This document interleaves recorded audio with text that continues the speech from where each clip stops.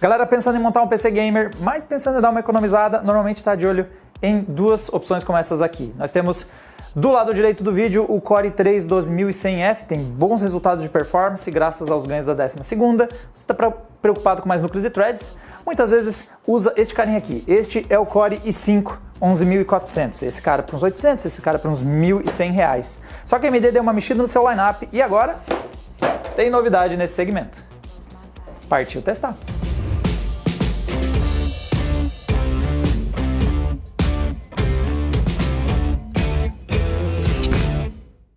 Mas antes de continuarmos esse vídeo, deixa eu apresentar para vocês o nosso plano de membros Adrenaline. Além de nos auxiliar a continuar desenvolvendo conteúdos como esse que você está vendo aqui, série de benefícios, como por exemplo, emoticons para você poder interagir com a gente no chat, uma marcaçãozinha indicando no chat que você é um membro, além de ter acesso a mais conteúdos como bastidores do Adrenaline e também, dependendo do plano, você pode até, junto com a gente, escolher um tema para um futuro vídeo. Então dá uma conferida no plano de membros Adrenaline e a todo mundo que consegue contribuir com a gente, seja compartilhando esse vídeo, seja acompanhando nosso conteúdo, ou seja, se inscrevendo nos nossos membros. Muito obrigado. Galera, hoje a gente vai dar uma olhada no Ryzen 5 5500. A AMD deu uma mexida no seu lineup para melhorar a disputa com os novos lançamentos da Intel, da 12ª geração Intel Core. Caras como o 12400 e o próprio Core i3 que a gente mencionou, o 12100, estavam meio sem ter com quem disputar. Então agora surge alguns leve updates, novos produtos no meio do caminho. Então, principalmente a linha Ryzen 5, só tinha o 5600X, que é um excelente processador para games, mas quando o negócio é custo-benefício, ele estava começando a perder para alguns desses modelos que eu mencionei anteriormente. Então, o que muda com este cara aqui? O 5500, ele é um processador que já está abaixo dos R$1.000, então ele realmente aproxima ali do Core i3, fica abaixo do Core i5, e a diferença dele ele é basicamente um processador 5600G, só que sem o G, porque ele não tem os gráficos. Então, nós temos aqui 6 núcleos e 12 threads, que é uma boa contagem de núcleos e threads para um PC Gamer, só que com um pouco menos de algumas configurações, porque era para ter, digamos assim, é o chip que era para ter gráficos, mas os gráficos não estão lá. E se vocês conhecem a topologia da série G da AMD, sabe que para entrar os gráficos, saíram algumas coisinhas. Então, ao invés dos 32 MB de memória cache nível 3, nós temos um total de 16 MB de memória cache nível 3. Isso impacta em alguns games, como a gente já vai ver nos nossos testes, mas ainda assim, é um processador com boas configurações. Para o gameplay de hoje, o que eu vou fazer? Eu, normalmente, dependendo do modelo, eu uso a solução de resfriamento baseado no segmento que ela está presente. Então, como esse aqui é um processador de entrada, nós vamos de Cooler Box. Esse carinha vem junto na caixa. É o modelo mais básico da AMD. Este aqui é o Wraith Stealth, modelo de entrada, mas ao mesmo tempo o 5500 tem clocks bem baixos. Comparado com o restante do lineup AMD, essa é a segunda redução. Ele tem menos cache L3, o cache de nível 3, e também tem clocks mais baixos de operação. Só que ele ainda tem 6 núcleos e 12 threads, na boa arquitetura Zen 3, tem potencial aqui. Então nós vamos com o próprio cooler, que vem na caixa junto com ele, porque como é uma opção custo-benefício, tem uma galera que vai tentar economizar indo com ele.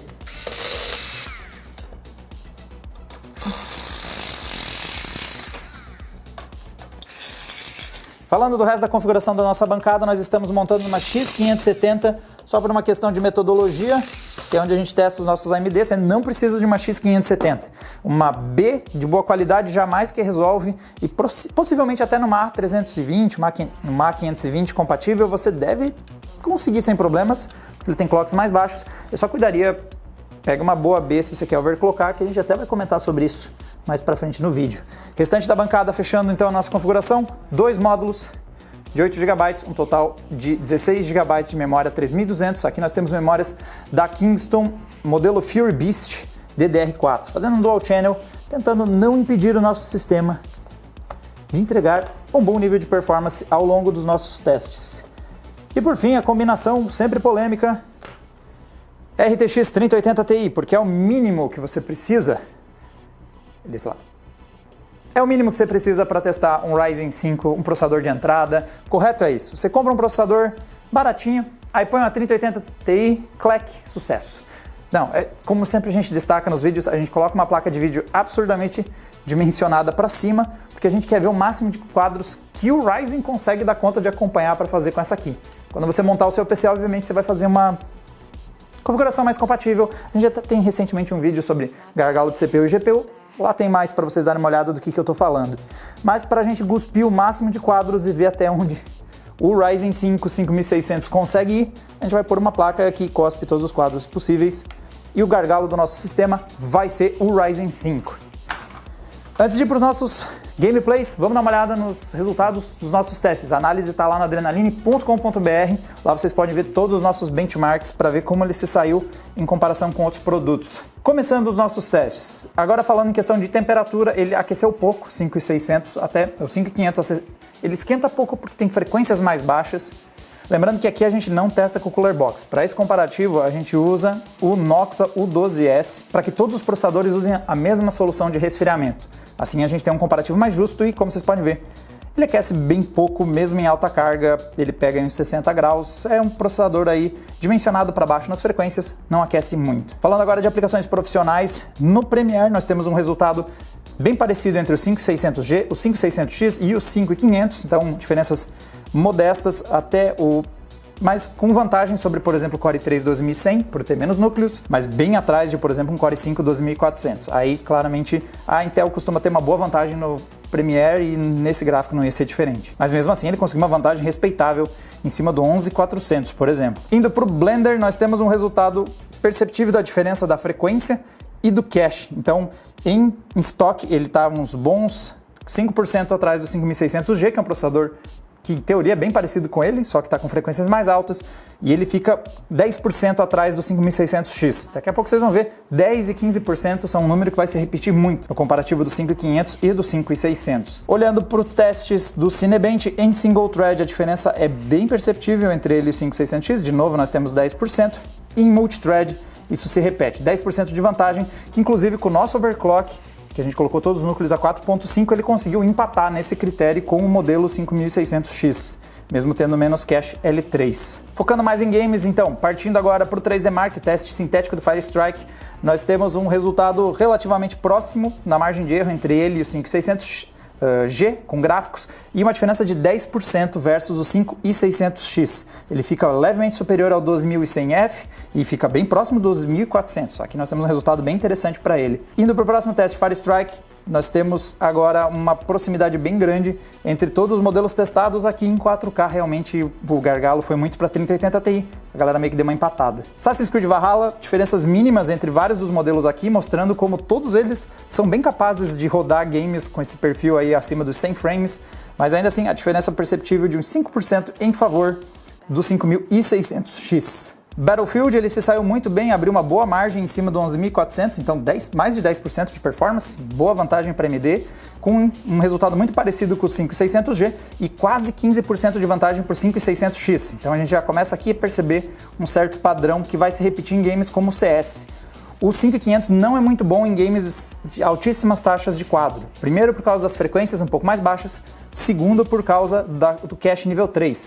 Então aqui o 5600X tem uma vantagem de quase 50%, dá 45% de vantagem. E mesmo quando a gente overclock, a diferença ainda é de 25%. Então o 5600X é muito mais competente que ele para pegar altíssimas taxas de quadro. Mas perceba que ele está com uma média acima dos 400 FPS.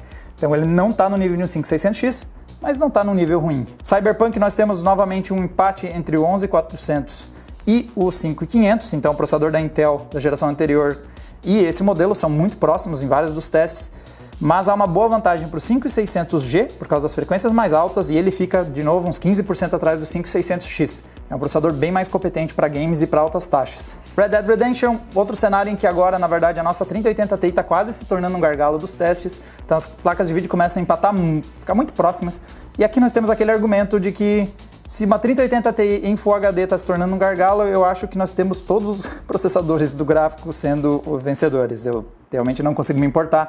Depois que você pega 120 de média no Red Dead, eu acho que você não tem mais um problema independente de qual processador você escolheu. E fechando o Rainbow Six Siege, aqui nós temos a grande delta de performance. Então a AMD se sai melhor em geral, tanto que o 5500 consegue, uma das poucas das vezes ele ficou na mesma balada ou melhor que o 12100 em frequências, mas o 5600G e especialmente o 5600X vão embora. Nesses casos, frequências mais altas e mais cache fazem com que o 5600X seja 60% melhor que o 5500 e mesmo overclockar ele não baixou tanto assim a diferença entre eles. Bom, nossas impressões. O 5500 é consideravelmente mais barato que o 5600X. Então nós temos ali o 5600 custando uns 1.500, 1.600 reais. Esse cara está abaixo dos R$1.000. Isso é um terço do preço a menos. Então essa diferença que vai de uns 10% a 15%, a maior parte do tempo, meio que realmente não faz tanta falta. Mas tem que cuidar. Se o seu foco é taxas de quadro muito altas, aí esse cara com frequências mais baixas e menos cache sentiu. Então você vê que Rainbow Six, CS, as diferenças chegaram a 50%. Então, se você é aquele cara que quer 500 frames no CS, deve dar preferência para o 5600X. O custo é muito mais alto, mas ele não consegue chegar a taxas tão altas. Mas, ao mesmo tempo, ele fica em boas frequências. E por ele ter 6 núcleos e 12 threads, eu sou mais confiante nele do que a longevidade de, por exemplo, um Core i3 12100. Acho que aqui a grande dúvida acaba sendo um modelo que, para nós aqui no Adrenaline, é um ponto cego, que é o 5600. Então nós temos o 5500 na faixa de uns 1.000, por uns 1.200, mais ou menos uns R$200 mais caro, você vai ter o 5600, a versão não X, que acaba ficando no meio do caminho entre esse cara e o 5600X. Quando a gente fizer teste, a gente vai ter uma noção mais clara, mas pode ser que o 5600 seja a melhor pedida, gasta um pouquinho mais, mas tem frequências levemente mais altas e não tem esse corte no cache nível 3, que pode fazer muita diferença nesses games competitivos. Mas isso é conversa para outra hora, quando a gente tiver esse modelo aqui para testar. Então, partiu jogar. Bom, senhores, primeiro teste, um dos nossos favoritos, tanto para GPU quanto CPU, porque é muito pesado, muito popular, então serve para atender muita gente que quer ver ele rodando e também para pôr esse silice para fritar. Estou testando o modo ressurgência do Warzone. Vê que as temperaturas estão bem baixas, a gente está usando o Cooler Box da própria AMD nesse teste. Onde eu vou? Nossa, tem gente para tudo que é lado. Nesse começo está bem estável, a linha de frame time está com pouca variação e a gente está jogando agora a 160, 150 frames. Tá bom, definitivamente tá bom. Um cara de um monitor de 144 Hz não teria do que reclamar. O cara nem sabe o que tá acertando ele. Tinha a menor chance de matar aquele cara, foi só pra incomodar mesmo. Cara, bem bom. Bem estável, principalmente. E a taxa de quadros é boa, tá mantendo acima dos 120 com folga. É raro, agora eu cheguei a ver dar uns 114, mas em geral tá acima disso. O fato de que o Cafetão me chamou pra jogar é algo que vocês têm que explicar pro Cassiano, perguntar pro Cassiano o que tá acontecendo. Esse é o usuário dele. Ah, tá bom. Deletado. Vamos pro próximo jogo. Próximo teste, agora nós vamos dar uma olhada em um jogo de mundo aberto. Esse é Red Dead Redemption 2. O foco aqui é um mapa complexo, muito NPC, muita geometria, muito trabalho pro processador para ficar calculando essas barradas aqui. Esse tipo de coisa. Pesa pro processador quando você tem muito disso no mapa. Tô jogando na parte de St. Denis, a principal cidade do Red Dead, a maior cidade do Red Dead, então dá uma choradinha, os processadores aí que não tem performance gritam nessa parte, e ele até que tá segurando bem, ó, tá? Armas na cela, carga do cavalo, como é que sobe? Tá aí mantendo uns 100 frames, que não é mal. Nossa, que física sem graça essa. Algumas das trombadas do Red Dead não são tão maneiras, mas ó, tá rodando aí a uns quase 100 frames, bem estável. A linha de frame time não tá dando nenhum engasgo maior aí, luz tethering maior. Difícil de pilotar esse cavalo. Vai. Caramba, mano. Dificuldades aqui. Só queria fazer isso aqui, ó. Aí, agora vai. Tô orgulhoso? Tô. Não foi grande coisa, mas foi o que eu consegui. Foi da hora. Ok, 100 frames, tá bom. E... bang. Nossa, mano. É muito sem graça as coisas batendo nesse jogo. Vamos lá pra próxima. Teste rápido aqui com como está rodando o CSGO. É um jogo totalmente vinculado a single thread, então tanto faz, tem um núcleo, tem 20, para ele dar na mesma, mas precisa de uma boa performance single thread, e essa arquitetura mais recente da AMD melhorou bastante comparado principalmente com a galera que está nos Ryzen 1000, 2000, 3000. Esse é o momento em que um upgrade para um 5500 pode fazer bastante diferença nesse tipo de jogo. Au! Doeu. Um pouco no orgulho. Morreste. Se murió. Alma mute se murió. Pô, esse cara tá me matando muito. Meu arqui-inimigo tá lá. Peraí. Meu Nemesis. Meu Nemesis se recusa a morrer. Eu não consigo te matar, mano. Tenha a decência de morrer. E... coisa tá rodando bem. Mais um teste, galera. Agora eu vou dar uma olhada em Elden Ring, um jogo que particularmente não é pra ser difícil, porque ele tem um cap em 60 frames, vê que o jogo daria pra ter mais performance com a 3080 e com o Ryzen 5 5500, ele tá parando em 60, que vamos dar uma olhada na estabilidade. E ser estável já é um pouquinho mais difícil quando o assunto é Elden Ring. Vamos ver se ele consegue... Olha, vamos ver se eu consigo dar os dibble aqui, ó. Até o momento não tá tão estável. Olha. Nossa, eu bati nesse cara sem ver. Fica apertando shift pra correr, eu esqueço que é a From Software, eles nunca jogaram no PC. Sai! Sai, menu! Como é que eu vou apertar Y do Xbox num teclado? Ó, apertei Y, ó, viu? Não fez, porque não é Y. Olha os stuttering vindo. Qual é o botão que cancela o teclado? Ai! Ai, meu Deus. Alguém me alcança um controle de Xbox. É isso aí, eu vou jogar com isso aí na frente, porque eu não lembro qual é o botão no teclado que cancela as coisas, entendeu? E o jogo se recusa a aceitar que eu tô jogando num teclado. Ele vai continuar me mostrando as interfaces como se eu estivesse jogando um controle. Mas deu uns stuttering, mas não tá tão mal. Isso não é uma coisa que eu posso pôr na conta do 5500. É uma coisa que o Elden Ring continua com algumas instabilidades, mas em geral não foi mal. Boa parte do tempo tá rodando aí uns 60 meio balançadinho ali, a linha do frame timer, mas é um stuttering aqui ou ali que é Elden Ring. É o que tem pra hoje. Eu já aprendi a conviver com aquele Y, não sei se vocês perceberam. Agora eu fecho o jogo que sair na frente, se for preciso. Galera, nosso próximo teste agora é Rainbow Six Siege. Um game que os Radeon costumam se dar bem. Os Ryzen, né, os processadores da AMD, costumam mandar bem. Tá começando bem, nós estamos com quase 260, quase 300 frames aqui nessa parte.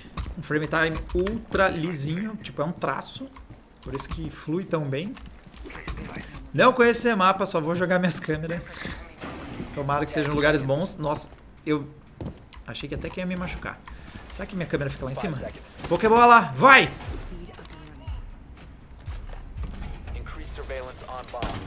Não foi. Deixa eu grudar em outra coisa, porque não chega lá em cima. Nossa, que cagaço. Mais pra ele do que pra mim, eu imagino, mas que cagaço. Como é que o cara já tava aqui dentro, mano? Oh, o bicho tem um túnel pra... O cara não conhece o mapa dele, gira pro nada, né? Não tem nada lá, mas eu giro como se fosse ter alguma coisa. Olha, tá fluindo bem. A taxa de quadros não é um absurdo, que nem a gente vê em processadores topo de linha, que vai rodar 400, 500 FPS. Mas quando você tem um gameplay na faixa de uns 200 a 300, que nem eu tô tendo agora, e principalmente bem estável, fica bem bom de jogar. Então mesmo que você tenha um monitor de altas taxas, você joga, ele roda bem, tá rodando bem lisinho. My body, back and forth.